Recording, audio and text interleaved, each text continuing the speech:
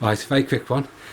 I've just got all the wood cut up to DIY, and now I've got to get down there by 10 o'clock to make sure that I'm there to get for delivery. So this is the vlog from yesterday. It's a long one. I've got indigestion. It's a long one, but it actually explains a little bit more about how I'm making the book Cadacombe Bay, the Black Book of Cadacombe Bay. Pip, I will be when I get back from work tonight. I'll be sending you what I've been talking about today. Okay, my lovely. See you later, everybody. Bye. Hello. Hey. So here we go. Me waffling on about this idea for a book, and this is very conceited, you know. So it's like anything, really, isn't it? Like, you know, somebody. But this is the journey you start. You know, people who are actors, people who are successful in business, sports people. People who are, you know, authors, songwriters, anybody who's creative or anybody who is actually, what's the word I'm looking for? It's a very simple word, and successful. Thank you very much. Anyone who's successful in life, one day has to be in that situation where they're not successful, or they don't know how to write, don't know how to sing, don't know how to act, don't know how to run a business, when they say, I'm going to do it. And the difference between me and somebody who's successful is the quality of our work. And I don't know. I'm very excited what I'm doing. It's the idea about Cadacombe Bay, and that you actually, instead of reading a book in order, you just pick addresses from a directory at the front of the book, and you read the stories of the people. And then you start to realise that these actual stories are intermeshed together.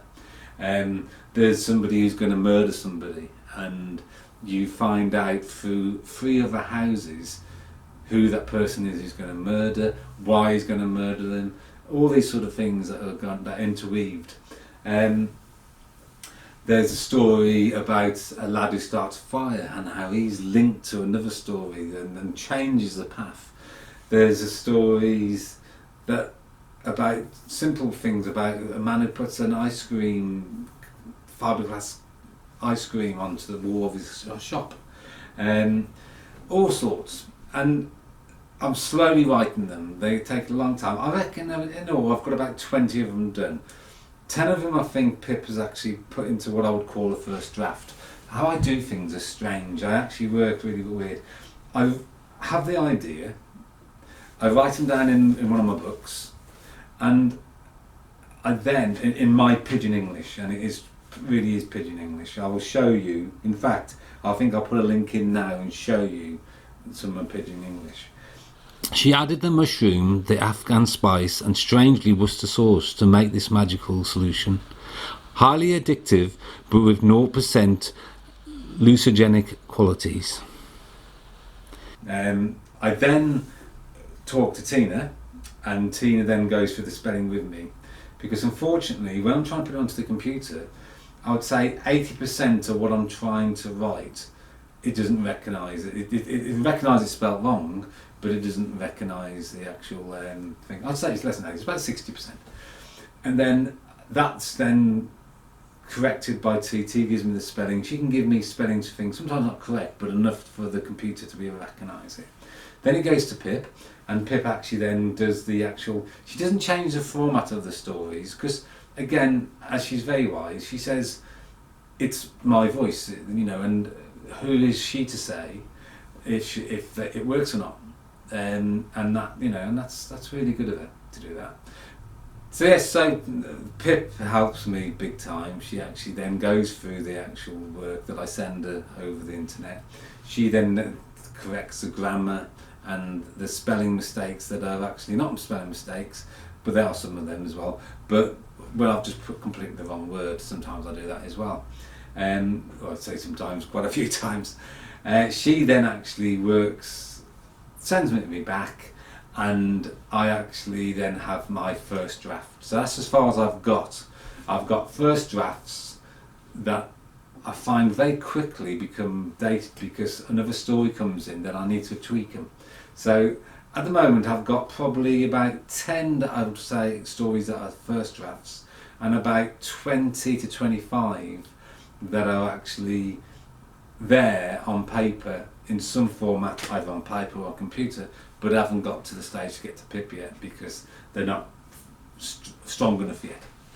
But I'm hoping to have around about 200 addresses in the village or businesses that are connected, and then you'd have these stories that are connect up together.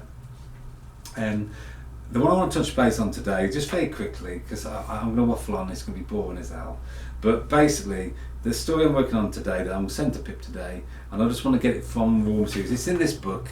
I can't find it. I am going to try very, very quickly to find it now, and we will fast forward this while I go through it, because here he is, I found it. So basically his name's Thomas. Now Thomas is a very happy gentleman. He spends a lot of time chatting to people, and he's got friends that he sees on a regular basis. He goes down into town every day, and he will sit and look out to sea, or he will sit on a bench and he will see a group of people, the shopkeepers, certain people who we walk, dog walkers, and he will chat to them. Now he's really happy. He's really happy, but there's something about Thomas that we would see a disability, and he's basically got the use of 5 words that he completely understands the meaning of, and actually understands it when other people speak it. And those words are, if I can find them straight away,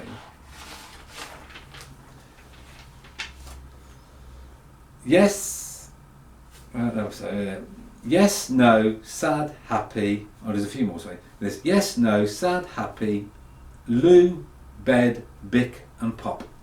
And those are his words that he actually understands, and the people who he actually knows in the village use those words and they completely understand. So a conversation could quite easily go, "Hi Thomas, yes, happy, and where are you off to? Bick, pop." And then that conversation, it basically says, "Hi Thomas, hiya, I'm happy today, I'm going to the shops to get some food and drink." So bick is food, pop is drink. So that's what he's doing. He's just gone shopping, bick, pop, and that's this conversation. Now, if ever there's a conversation that comes up, that a situation like this one, for instance, there would be a situation where, "Hi Thomas, how are you? Yes, happy. Where off to? Bick, pop." And then he goes, "Oh, I wish I was doing that. I'm off to see my accountant. I've got to go and get my VAT books organised." Now this conversation is completely lost to Russell, but he knows that this is a form of communication that other people make that he doesn't do. So what he's learned to do is he makes recordings of people. When he sits on the bench, he's got an old Walkman, tape recorder Walkman, that's got a recording facility on it. And he will sit there and he will record conversations. And he's done it for years and years and years. And what he does each day, he picks a tape recorder off his shelf and he puts in his tape thing, and he walks down into the town. And if this conversation happens, what he'd do then, he would click the play button on the recorder, and he would talk back, because he's a very good mimic, talk back what he hears. So the gentleman might say, "Oh, I wish I'm going to my accountants for my VAT." Thomas presses the play button, and he says, "Hey love, when you get the chips, don't forget the tomato sauce," because that's what he recorded from that moment. And the people actually really love this communication, and some people tease him in a way, because they will deliberately say something that Thomas doesn't understand just to hear what he says, but they love him. And they will smile, and they always smile and go, "Oh Thomas," and yes, and pat, and he feels a real sense of communication, even though he doesn't know what's being said. There's warmth, people that smile and laugh and pat him on the back. Some of the local school children actually tease him quite a lot and will say things, and but he knows that there's 1 and 2 that bully him, and he clears on them. But there's lots of them that actually, and these are the people now, after the last 25 years he's been doing this, he's in his 40s, these people actually are the children at school that know him, and he's really loved, and he has a real fulfilled life.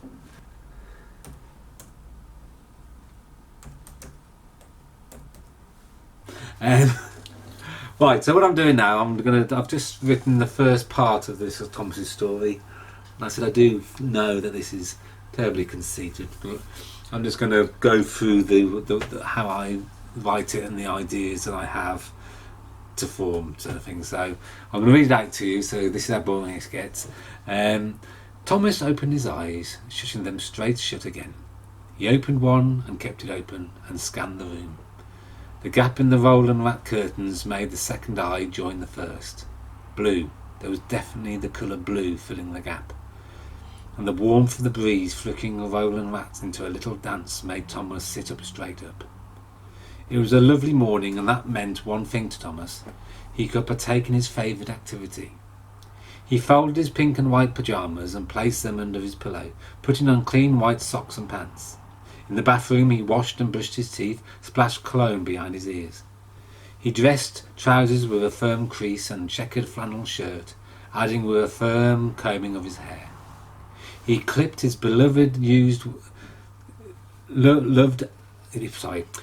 clipped his well-loved and used Walkman tape machine onto his belt and walked downstairs, his mother waiting in the kitchen, egg and toast soldiers waiting on the table. Yes, happy, Thomas smiled as he sat down ready to crack the egg open with a spoon. Pop? He questioned. All ready in the pot, my dear. Nice cup of tea on its way, his mother sighed as she poured the tea. Every morning she saw her dear husband, in her now 42-year-old son. He would have been so proud, so pleased just to see how happy Thomas was. Son, Thomas stated. Son, he confirmed, as he pointed to the open kitchen door. Yes, my dear, a lovely day. You go to town? She stated the words yes and town above the others. Son, town, happy, big pop, Thomas stated, popping the last sergeant into his mouth. After £5 had been added to his wallet for Bick and Pop, she confirmed. She and a kiss on both cheeks, Thomas was strolling down the lane, heading to the heart of the village, his orange-sponged earphones clamped in place, ready for a nice chat. So that's the first bit.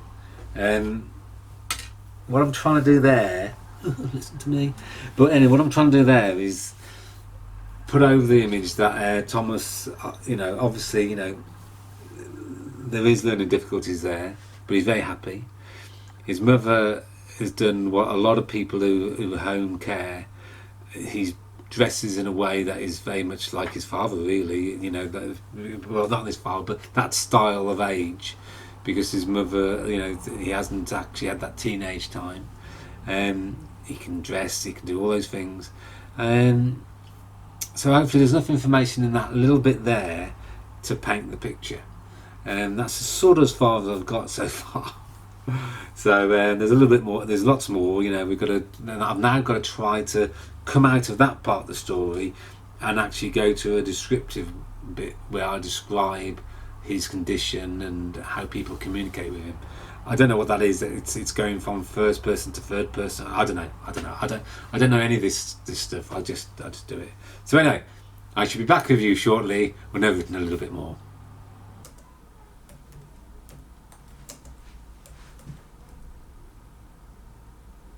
Right, so like I said, the short stories, and this is how I've tidied up. Remember, this is the first, well, it's not even the first draft.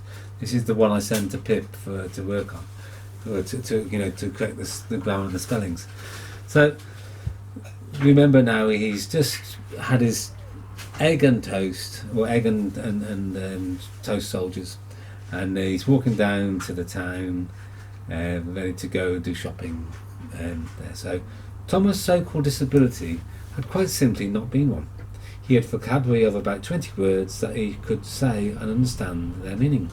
The problem of the other tens of thousands of words and meanings was sorted out one Christmas as a boy when he was given a Sony Walkman tape machine, top of the range with a recording button. The magic of the recording of his speech gave Thomas a beautiful gift. He would record at home, at the day centre, sitting on the benches or just walking around. Days, weeks, months, even years later, when some talked to him using very few or none of the 20 words of vocabulary, he would press the play button and answer with whatever recording played back to him. Well said. Sorry. Well said, from the other, when he might reply, don't forget, plenty of vinegar on my chips, darling. When they'd asked what the weather would do, always made Thomas feel part of the conversation. It only didn't work if a holidaymaker or a newcomer to the village talked to him, but he had learned to pretend he was listening to music and not to have heard them. His walk to the village on the fine days was crowded with people waving and chatting, most just asking, "Happy town, Big Pop?" Thomas replying, "Big Pop and happy," with a thumbs up. A few would talk a little more to get a Thomas pre-recorded replay. No one did it out of spite, but some did it because it made them smile. But it made Thomas smile as well, so all was good. This fine morning, people as normal were there at the garden gates and bus stops. "Hi, Thomas, town?" "Yes, son, happy, Big Pop," Thomas replied, hands raised to the sun in praise. This morning, inside his Sony Walkman was a tape, one that had been recorded so many years ago that people had almost forgotten. As he turned on to the high street, fiddling with the buttons on his Sony, Thomas bumped straight into a holidaymaker. "Watch where you're going, mate. Are you blind or something?"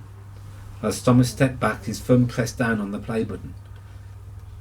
"If you loved me, you would do it." "What you say?" the holidaymaker, one of those who had brought his woes with him, growled. Thomas didn't like the look of the growl, but the tape was still playing. "I love you. I need you. There's no other way for us to be together." "What, you're mad, mate?" The holidaymaker tapped his temple and walked off down towards the harbour. Thomas pressed stop on the Sony and said the last sentence he had heard. "It only needs just a few of these mushrooms in his tea tonight, my darling." And that's it, that's how it's going to end. That story's going to end like that. But somewhere along the line, you're going to find another story that you'll read through the directory of a couple that have been married 20 years or 25 years, and the first husband had died of food poisoning. And that's how the story will be linked. Anyway, there we go. So there's a very short story. You've seen it off the cuff as it comes out of my head onto the, well, sort of. The first ever real idea came about a year ago, and then it's the first time I've typed it down into here.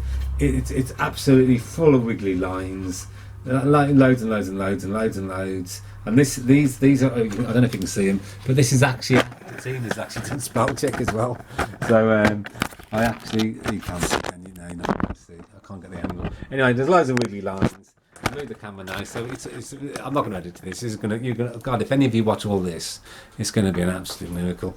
But that's how I write these stories, and it's quite exciting that I've got it down because, you know, if, like, as I said this morning, the person who actually, this is going to be wobbling because it's on a bloody tripod, the person who decides one day as a young boy that he's going to become a marathon runner, the person who decides he's going to be an ice skater or an actor or a singer, they all believed in their, right at the beginning, that they were going to be some great thing. And I hope one day that I will have this book that will be talked about and actually be an author. So there we go. So I've shared it with you for prosperity. That's the wrong way of saying it, but I like it that way.